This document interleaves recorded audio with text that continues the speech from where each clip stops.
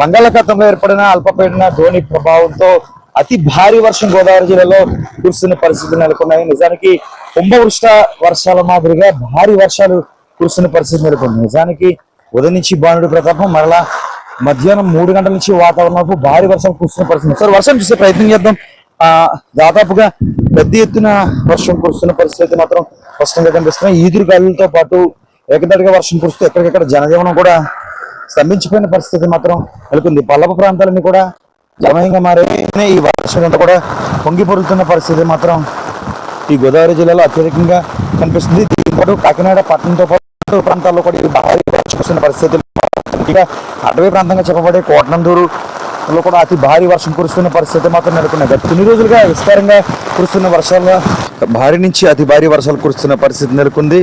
నిజానికి ఒక ఈదురుగాలు కూడా భారీగా వేస్తున్న పరిస్థితి మాత్రం నెలకొంది. దీంతో ఎక్కడికెక్కడ జనజీవనం అంతా కూడా స్తంభించిపోయిన పరిస్థితి మాత్రం నెలకొంది. ఎక్కడ ఒక్క మనిషి బయట కనిపించిన పరిస్థితులు కూడా నెలకొంది. నివాసాలు బయటకు కూడా రాని పరిస్థితి మాత్రం నెలకొంది.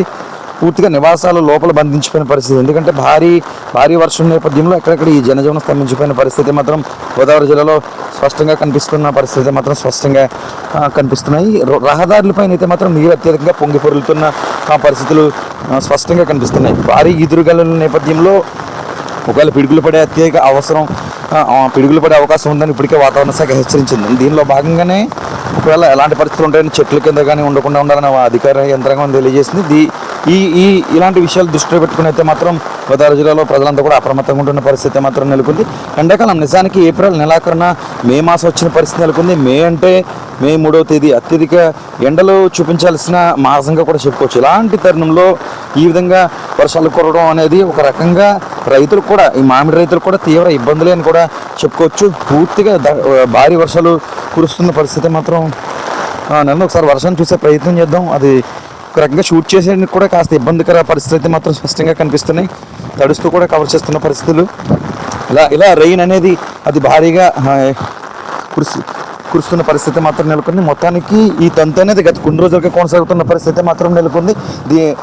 ఈ రోజు కురుస్తున్న భారీ వర్షం గతం నుంచి ఇది భారీ వర్షం అని కూడా చెప్పుకోవచ్చు. కాకినాడలో అత్యధికంగా ఈ వర్షపాతం అనేది నమోదవుతుంది. 3 గంటల నుంచి వాతావరణం ఒకసారిగా మాపు, 4 గంటల నుంచి ఏకదాడిగా ఈ వర్షం కురుస్తున్న పరిస్థితి నెలకొంది. సముద్ర తీర ప్రాంతంలో కూడా అది భారీ వర్షం కురుస్తున్న పరిస్థితులు అయితే మాత్రం నెలకొంది. నిజానికి రైతులకైతే మాత్రం ఈ వర్షం కాస్త ఇబ్బంది అనే చెప్పుకోవచ్చు. ఎందుకంటే ఈ మామిడికాయలు అనేవి పూర్తిగా ఈ మధ్య కాలంలో అత్యధికంగా బయటకు వస్తున్న పరిస్థితులు. ఇలాంటి తరుణంలో ఈ వర్షాలు కురవడం ద్వారా అవన్నీ కూడా నేలరాలే అవకాశం అయితే మాత్రం కనిపిస్తుంది.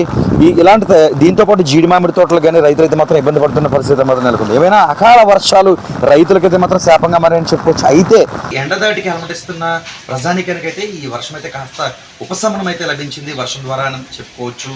అకాల వర్షాలు రైతులకు ఇబ్బంది పెట్టినప్పటికీ ప్రజలైతే మాత్రం కాస్త ఉపశమనం పొందుతున్న పరిస్థితి మాత్రం గోదావరి జిల్లాలో నెలకొంది. ఏదేమైనా అతివృష్టి అనావృష్టి అన్న మాదిరిగా ఈ ఏడాది మండు ఎండాకాలం ఈ జోరు వానలేంటి మహాప్రభు అంటూ కూడా రైతులు గొగ్గోలు పెడుతున్న పరిస్థితి మాత్రం చిత్రమైన వాతావరణం కూడా చెప్పుకోవచ్చు. ఎందుకంటే ఉదయం నుంచి బాండు ప్రతాపం ఒక్కపోత చెమటలకు అల్లాడిపోతున్న ప్రజలకు ఈ సాయంత్రం సమయంలో ఈ ఉపశమనం అంటే అతి భారీ వర్షం అయితే మాత్రం కురుస్తున్న పరిస్థితి గోదావరి జిల్లాలో గత 3 రోజులుగా నెలకొంది.